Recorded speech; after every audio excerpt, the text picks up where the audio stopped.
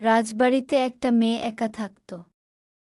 তার নাম পরী। সে বাড়িতে অনেক খুশি ছিল।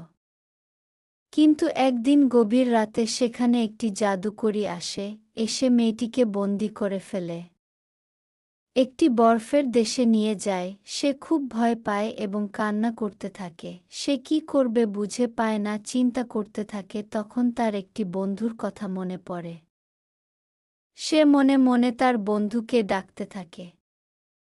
এভাবেই কিছু সময় চলে যায়। কিছুক্ষণ পর মিস্টার টিটো আসে। টিটো হল একটি পান্ডা। মিস্টার টিটো সব জানতে পারে কিভাবে পরীকে বন্দি করা হলো।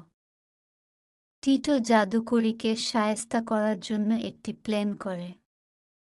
জাদুকরী একদিন বাসা থেকে বের হয়, আরও মেয়েকে বন্দি করতে যায়।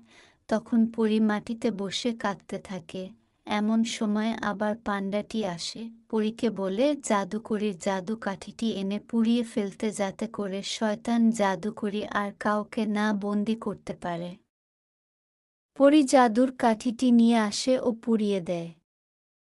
এবং তখন জাদুকরীর সাথে তারা দুজন যুদ্ধ করে। বরফের বাড়িটি পান্ডা ভেঙে দিয়ে পরীকে নিয়ে চলে আসে। এভাবেই সে পরীকে মুক্ত করে। ছোট্ট বন্ধুরা, ওয়েলকাম টু মাই চ্যানেল ছোটদের রাজ্য। আরও এরকম মজার ভিডিও পেতে চ্যানেলটি সাবস্ক্রাইব করে দাও ছোট্ট বন্ধুরা।